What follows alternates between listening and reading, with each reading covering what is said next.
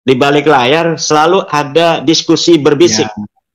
ya. Jadi ada diskusi-diskusi bisikan, mereka bertanyanya satu banyaknya itu adalah bagaimana sikap PBNU. Ini yang Nah saya itu, susah jawab. Ya, bagaimana sikap PBNU? Tetapi secara apa namanya itu kekeluargaan, secara karena saya tahu bagaimana jiwa mereka itu inginnya PBNU bersama mereka di dalam menghadapi masalah yang dianggap oleh mereka ini besar, tapi mereka apa namanya menganggap bahwa PBNU ini tidak menyayangi mereka. Jadi seakan-akan PBNU menutup mata dengan apa yang mereka rasakan selama ini dari penghinaan yang selama ini terjadi berpuluh-puluh tahun, dari pendawiran, dari berbagai macam apa namanya itu hal-hal yang tidak memanusiakan manusia yang dilakukan oleh Balawi, itu ketika mereka mendukung saya, kemudian PBNU itu seakan-akan masih berdiam diri, itu mereka wajahnya itu seperti menunjukkan wajah kesedihan, wajah memelas, ada juga wajah menyalahkan. Dari situ karena saya juga memahami apa yang ada di hati mereka atau berusaha memahami lah. Kalau tidak tepat untuk memahami, saya berusaha memahami, saya katakan begini, kita orang-orang NU wajib menjaga NU, wajib menjaga jamaah NU, dan wajib menjaga kehormatan pimpinan di PBNU. Yai, itu kan saya lihat-lihat apa di YouTube itu kan nampaknya beberapa hari di Lampung, Yai Mat. Itu kalau dari Banten ke Lampung itu perjalanan darat atau gimana, Yai? Kita pertama naik mobil sampai ke Pelabuhan Bakauni, kemudian kita naik kapal laut. Dari kapal laut nanti sekitar 2 jam lagi ke Bandar Lampung. Dari Bandar Lampung kita ke pelosok-pelosok, itu bisa dari Bandar Lampung, kita nginep di Bandar Lampung, setiap malam kita jalan, setiap ada acara itu biasanya 2 jam, 2 jam setengah gitu, ke pelosok-pelosok pesantren-pesantren yang ada di kampung-kampung di Lampung Tengah. Berarti kemarin itu lokasinya bukan di Lampung kota begitu ya, ya? Ya, kebanyakan itu di pedalaman, karena pesantren-pesantren itu berbasis dari para trans itu dari Jawa, terutama dari Jawa Tengah, Jawa Timur, itu ada di pelosok-pelosok. Di sana mereka membangun Lampung mulai dari pelosok sehingga menjadi sebuah apa namanya itu komunitas yang hidup secara ekonomi, secara budaya, terutama secara kultur ke-NU-an di Lampung itu sangat kuat. Karena 85% penduduk Lampung itu adalah orang-orang Jawa. Jadi mereka membawa nilai-nilai ke-NU-an ke Provinsi Lampung. Itu 80% ya? Jadi hampir mayoritas. 85%. Berapa hari ya Imat di Lampung kemarin itu tepatnya? Saya 5 hari ya, 5 hari itu 5 acara. Saya memenuhi undangan dari kiai-kiai pondok pesantren di wilayah Lampung Tengah. Itu 4 acara ceramah umum, 1 acara diskusi ilmiah. Untuk acara ceramah umum ini para kiai-kiai biasa setiap menjelang Ramadan pondok mereka mengadakan acara yang disebut dengan dalam istilah Nahdlatul Ulama itu dengan akhirusana. Jadi para kiai-kiai dan para santri menjelang Ramadan mengadakan acara akhirusana. Biasanya itu mengundang para wali santri, masyarakat sekitar. Di situ saya disuruh memberikan pencerahan, terutama tentang polemik nasab. Ini rupanya para kiai-kiai ingin sekali mendapatkan secara langsung bagaimana apa namanya selama ini yang mereka lihat di YouTube, seorang dari Banten yang telah membatalkan nasab Balawi, mereka ingin melihat wajahnya langsung. Ini, coba ini wajahnya ganteng seperti di YouTube, apakah tidak begitu? Lebih Dan ganteng aslinya atau gimana katanya? kemudian gini, Mas Riki, banyak sekali pengalaman-pengalaman ya yang saya dapatkan dari perjalanan kemarin eh, tentang bagaimana sih sebenarnya masyarakat Nahdiyin di bawah menyikapi terhadap polemik nasab ini. Nah ini jadi yang kita datangi itu 100% itu orang-orang Nahdiyin yang ada di Provinsi Lampung. Kiai-kiainya 100% adalah kiai-kiai Nahdiyin. Dan menurut mereka ada yang berbisik kepada saya bahwa kiai-kiai Nahdlatul Ulama di Lampung ini sudah 90% lebih itu sudah tidak percaya lagi kepada Balawi sebagai keturunan daripada Rasulullah Muhammad SAW. Dalam diskusi yang dilaksanakan di Pringsewu di Pondok Pesantren Madinatul Ilm, diskusi ilmiah itu dihadiri oleh seluruh pengasuh pondok pesantren se-Pringsewu dan Lampung Tengah. Itu kemudian ada juga hadir Kiai Isamuddin, Kiai Ahmad Isamuddin. Kiai Ahmad Isamuddin ini adalah Suriah PBNU 2010 sampai 2020. 10 tahun beliau ada di PBNU. Beliau adalah andalan daripada Kiai Said Agil Siraj di dalam menghadapi berbagai masalah umat. Bahsul Masail beliau jagonya itu Kiai Ahmad Isamuddin. Beliau adalah Rais atau Rais Suriah termuda. Jadi di dalam PBNU ini Mas Rifi ada Rais Am. Kemudian Rais Am ini punya wakil, biasanya 1 atau 2. Nah, kemudian punya anggota. Anggotanya ini namanya Suriah PBNU. Nah, Suriah PBNU ini diantaranya periode 2010 sampai 2020 itu adalah Kiai Haji Ahmad Isamuddin. Dan saya waktu masih di PWNU sering mengikuti acara-acara semacam Bahsul Masail, Kombes, Munas, itu beliau luar biasa dan salah satu daripada idola saya ketika masih di PWNU. Beliau masih muda dan beliau mempunyai kecerdasan yang luar biasa. Nah, kecerdasan inilah yang kemudian membawa hari ini beliau langsung percaya kepada penelitian saya dan menyatakan bahwa memang sebuah pengakuan tanpa bukti itu nggak usah dipercaya. Dan dengan tidak langsung mengatakan bahwa orang yang percaya kepada Balawi sebagai cucu Nabi tanpa bukti hari ini adalah orang-orang yang memang tidak memiliki metodologi pengetahuan untuk mencari kebenaran bagaimana yang diperintahkan oleh Allah Subhanahu wa taala juga dalam Al-Qur'an, wala tahfu ma laysa laka bihi ilm, fatabayyanu dan lain sebagainya. Itu tidak dilakukan oleh orang-orang yang mengaku sebagai ulama bahkan hari ini, tetapi mereka tidak mempunyai keinginan untuk menggali sebuah informasi, apakah informasi itu pantas untuk diterima, pantas untuk diyakini ataukah tidak. Tetapi berbeda dengan Kiai Isamuddin ini, karena beliau adalah betul-betul saya mengetahui bagaimana basis-basis logika beliau ketika masih di PBNU. Ya, hari ini langsung beliau selaras dengan kita bahwa memang Balawi ini bukan keturunan baginda Nabi Muhammad SAW. Dan juga ada informasi menarik ini untuk Mas Rifki, bahwa dulu kan saya 1 tahun kemarin juga kurang lebih yaitu pernah mengadakan acara diskusi di Lampung.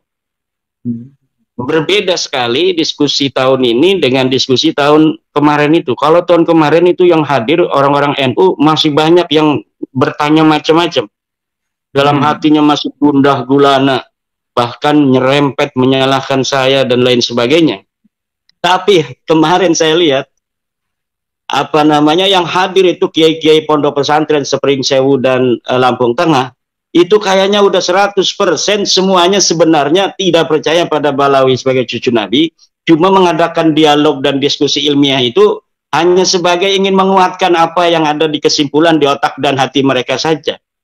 Jadi sebenarnya mereka sudah punya kesimpulan, para kiai-kiai pondok pesantren ini di Lampung, bahwa Balawi ini bukan cucu Nabi.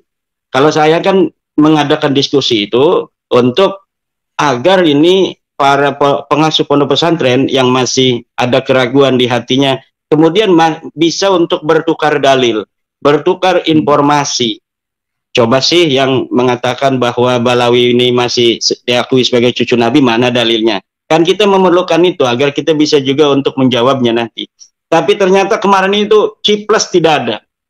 Jadi dari suasananya saja dari awal ketika saya itu hadir, itu semuanya sudah sumringah berbahagia itu ketika ketemu saya. Jadinya saya ketika memberikan apa namanya itu materi juga itu tidak serius-serius banget. Tidak serius dan jadinya tidak sistematis juga karena kita sudah mengetahui mereka kelihatan dari wajahnya ini sudah merdeka semua, tidak menjadi mukibin lagi. Kalau dulu waktu saya pertama diskusi di Lampung, di atas gunung itu Lampungnya, itu yang hadir itu mukanya masam, melihat saya tuh greget banget gitu, kayak mau ngapain ini orangnya nih datang kemari katanya. Tapi ketika sudah selesai diskusi, baru wajahnya cerah gitu. Jadi mungkin hanya dengan melihat wajah saya itu apa namanya sihir-sihir Balawi itu bisa hilang begitu. Kalau secara langsung Mas Ripi. Makanya Mas Ripi tolonglah untuk ya jangan terlalu lama tidak bertemu saya agar sihir-sihir itu juga bisa hilang gitu dari Mas Ripi secara utuh gitu. Atau memang Mas Ripi sudah mempunyai apa anti sihir sendiri tuh, wallahu a'lam. Alhamdulillah saya tidak pernah tersihir Balawi. Gimana ya? Masih ada satu yang menarik ya. Dari berbagai macam lokasi yang saya apa namanya itu kunjungi, itu di balik layar selalu ada diskusi berbisik.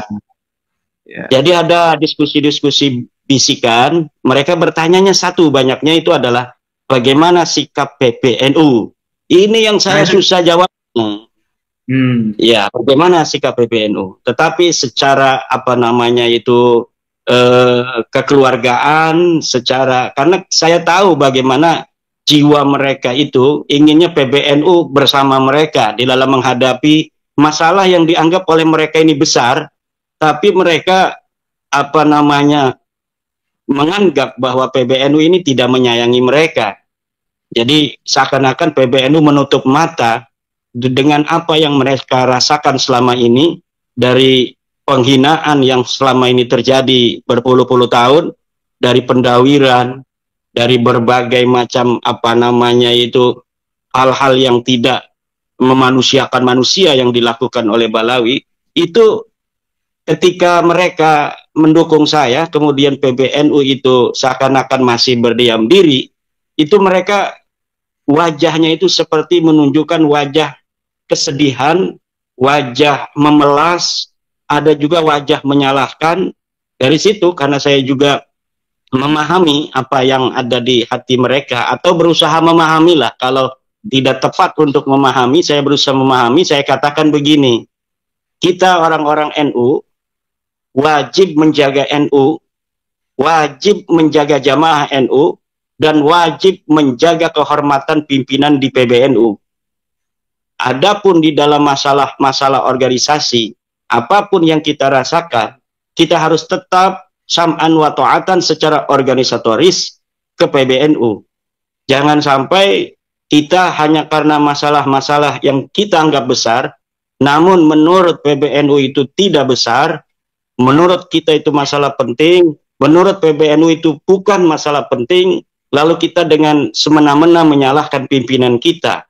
Mungkin di situ ada rahasia yang kita harapkan rahasia itu sebesar-besarnya hikmahnya untuk keselamatan kita semua, baik sebagai Nahdlatul Ulama atau sebagai bangsa.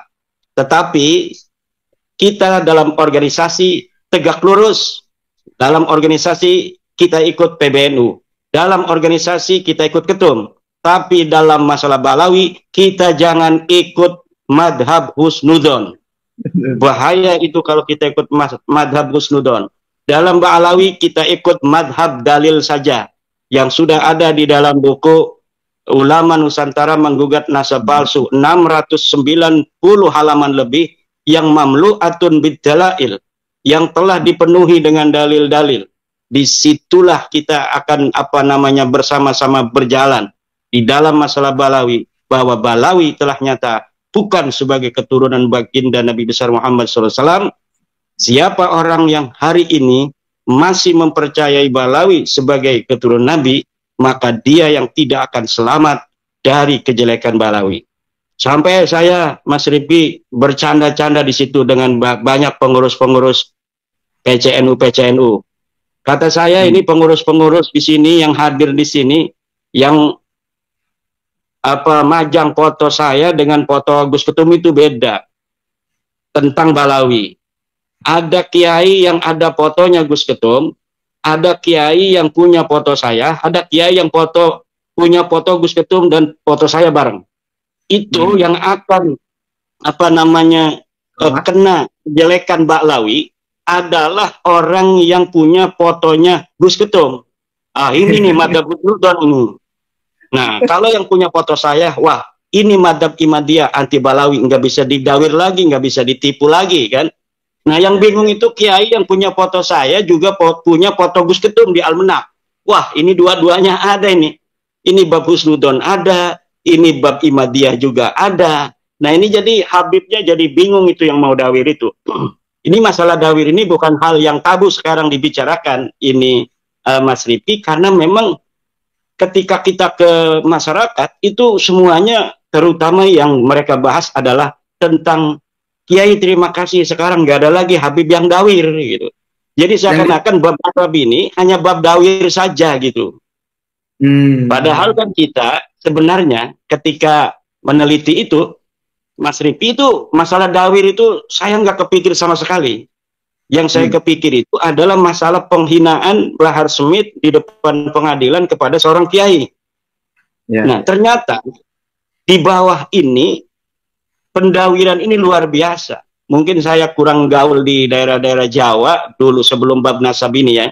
Saya tahunya di lingkungan saya ada Habib-Habib ada, tapi nggak ada yang berani kan dawir-dawir besar-besar begitu. Minta 40 juta, minta 50 juta, minta mobil, nggak ada di sini di Banten. Tapi ternyata di daerah lain, terutama yang saya tahu di daerah Jawa Tengah, Jawa Timur, hal itu sudah biasa. Mereka memaksa, kalau tidak dikasih kemudian mereka akan mendoakan jelek kepada orang yang tidak mengasihi itu. Demikian mungkin sekilas tentang perjalanan saya ke Provinsi Lampung. Ya, itu yang di Lampung itu saya lihat di videonya itu kan banyak sekali yang hadir itu ratusan, mungkin lebih dari 100 mungkin ya, 100 kiai lebih. Kalau yang di diskusi itu mungkin hanya 300. Nah, kalau di kiai-kiai, ya pengasuh-pengasuh pesantren itu mungkin saya nggak menghitung secara itu presisi, tetapi saya perkirakan paling banyak itu 300. Pengasuh pesantren semua itu dengan pengurus NU, ada yang dari Les Bumi dan lain sebagainya.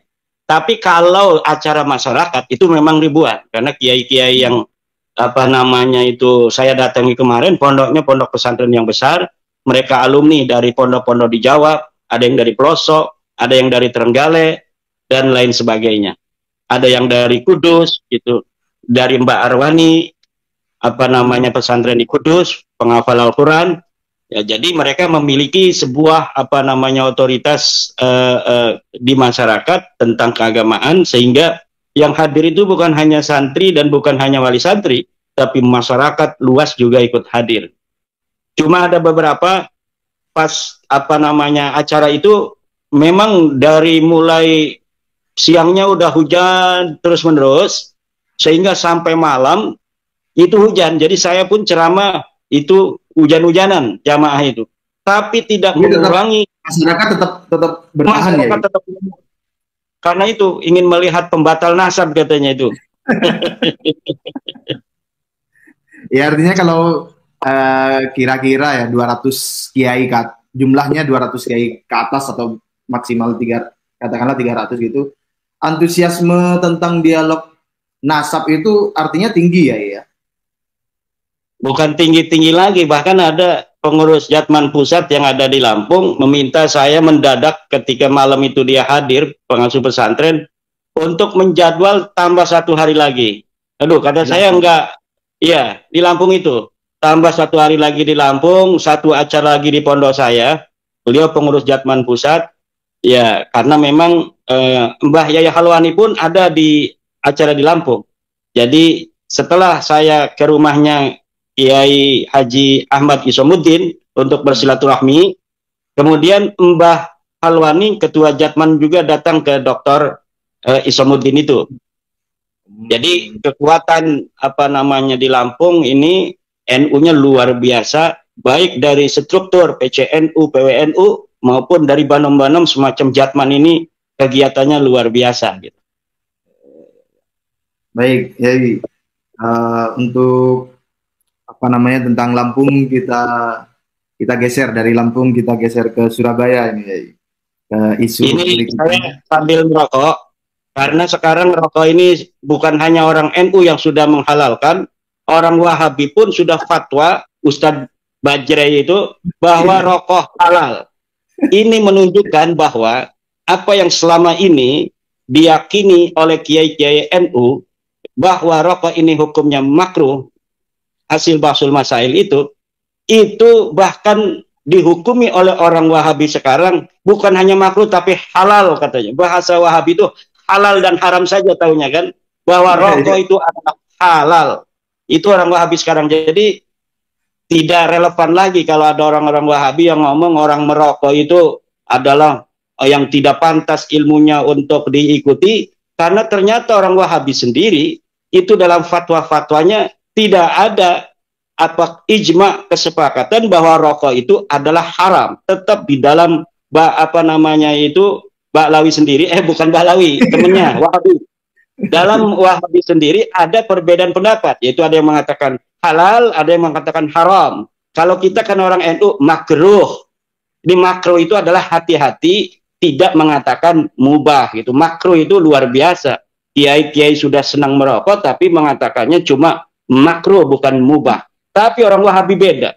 Dia itu hukum hitam putih. Ketika sudah ketahuan merokok, maka orang Wahabi katakan rokok adalah halal. Terima kasih. Ya, saya juga nonton itu videonya itu. Halal. Ya, ini saya mau nanya pendapat Kiai Imad tentang dialektik, kalau bisa dikatakan dialektika ya, atau komunikasi lah. Komunikasi antara Kiai Nur Ihya Salafi Surabaya dengan Kiai Nur Ihya yang menyampaikan data kepalsuan manuskrip Rumel, kemudian Rumel membantah. Nah, itu detailnya itu ya ada di video masing-masing ya. Tanggapan Kiai Imad tentang peristiwa tersebut gimana, Kiai Imad? Ya, saya juga nonton. Jadi kan begini itu kronologisnya. Di dalam buku Hanif Alatas dan kawan-kawan, buku keabsahan itu, ada sebuah sanad hadis untuk apa namanya mengatakan bahwa Alawi bin Ubaid ini orang historis. Mereka membuat sanad hadis bahwa Alwi ini meriwayatkan hadis kepada muridnya Abdullah bin Basri. Abdullah bin Basri meriwayatkan pada muridnya namanya Abul Qasim An-Nafat. Abul Qasim An-Nafat meriwayatkan kepada muridnya tahun 461 Hijriyah yang bernama muridnya itu Ali bin Ja'far Al-Asqar. Itu kata Yai Ihya, ini sanad palsu, manuskrip palsu. Memang manuskripnya nggak ada. Manuskripnya nggak disebutkan oleh buku Hanif Alatas. Dia hanya menyebut di dalam buku itu, dalam buku keabsahan itu, sebuah sanad hadis yang menyebut nama Alwi, Ubaid, segala macam itu, hanya untuk mengatakan bahwa orang ini ada. Alwi itu historis. Abdullah bin Basri itu historis. Bahwa keluarga Balawi sudah ada dalam sanad-sanad hadis. Padahal sanadnya palsu, manuskripnya palsu, hadisnya juga nggak ada. Itu nggak ada hadisnya di situ. Nah, lalu bagaimana menurut saya? Kritikan dari Kiai Nur Ihya Hadi Negoro itu tepat sekali. Bahwa Ali Al-Asqar An-Nazu itu wafat 327 Hijriah. Bagaimana orang yang wafat 327 Hijriah itu bisa meriwayatkan hadis pada muridnya Abul Qasim An-Nafat pada tahun 461 Hijriah. Dari mana itu Kiai Ihya tahu bahwa Ali Al-Asqar An-Nazu itu wafat pada tahun 327?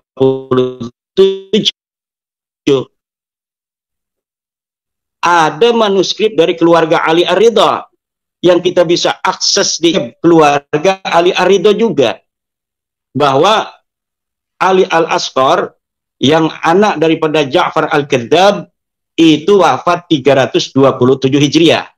Bagaimana orang yang wafat 327 Hijriah itu bisa meriwayatkan hadis pada tahun 461 Hijriah? Nah, Rumel ini si jago bohong manuskrip mengatakan beda orang. Beda orang, itu bukan Ali Al-Asqar bin Ja'far bin Muhammad Al-Hadi bin Ali Ridho, bukan. Tapi ini masih turunan Muhammad, apa namanya itu, masih turunan Ali Al-Hadi, tetapi beda orang. Ini namanya Ali bin Ja'far bin Muhammad bin Ali Al-Hadi. Kata Kiai Ihya kan tidak ada orang itu.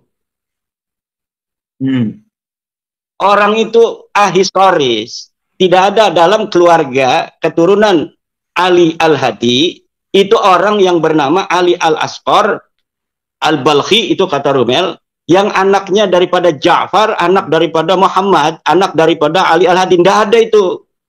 Saya juga cross check pada kitab-kitab nasab. Ini bisa dilihat itu Mas Rifki, bahwa yang dikatakan Kiai Nur Ihya bahwa Rumel itu berbohong benar. Silahkan buka Al-Asili halaman 161. Buka juga As-Sajarah Al-Mubarakah halaman 92. Tidak ada keturunan Ali Al-Hadi yang bernama Ali Al-Asqar bin Ja'far bin Muhammad. Is nothing. Itu orang ahistoris.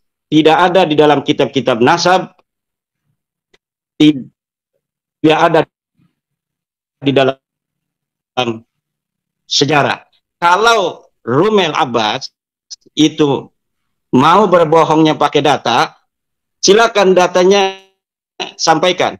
Dari kitab apa dia itu bisa mengatakan bahwa Ali Al-Asqar itu adalah anak bin Ali Al-Hadi. Ihya juga sudah ngebel ke saya. Kiai, bagaimana penjelasan saya? Tepat Kiai Ihya. Saya sudah mengirimkan tantangan untuk mereka bisa memberikan referensi dari mana mereka itu bisa menyebut ada seseorang bernama Ali Al-Asqar bin Ja'far bin Muhammad. Tidak ada. Keturunan Ali Al-Hadi tidak ada yang bernama Ali Al-Asqar bin Ja'far bin Muhammad bin Ali Al-Hadi. Adanya adalah Ali Al-Asqar bin Ja'far Al-Kadzab bin Ali Al-Hadi. Itu. Jadi tepat sekali. Karena memang begini, Mas Rifki. Mereka ini sudah tidak punya data apa-apa lagi. Sudah nyata, bayanan, jalian, bahwa memang segala apa yang mereka susun hari ini adalah semuanya kedustaan. Nasab itu tidak tersambung pada Rasulullah. Bil yakin, yakinan hakikian. Secara ilmu sejarah, tidak ada. Mereka tidak akan mampu untuk membawakan satupun kitab sejarah yang ada di abad ke-5 yang menyatakan bahwa Ahmad bin Isa pernah ada di Yaman. Nggak bakal bisa. Nah, sekarang ini Rumel Abbas itu masih ingin memberi hiburan kepada para kibin-kibin agar mereka tidak terlalu terluka hatinya. Saya sudah mengatakan jauh-jauh hari bahwa Rumel, kasihanilah umat ini, jangan beri harapan palsu, jangan di PHP. Kenapa? Karena mereka semakin di PHP akan semakin lama mereka terluka. Kalau saya ini ngomong tegas itu karena memang saya mencintai umat apa yang ada di Indonesia ini agar mereka nanti bisa kembali bangkit lagi dengan cepat setelah mereka terpuruk, bahwa mengetahui sesungguhnya apa yang mereka selama ini yakini bahwa Balawi ini adalah cucu Nabi, ternyata salah, ternyata tidak terbukti. Ternyata Balawi bukan cucu Nabi.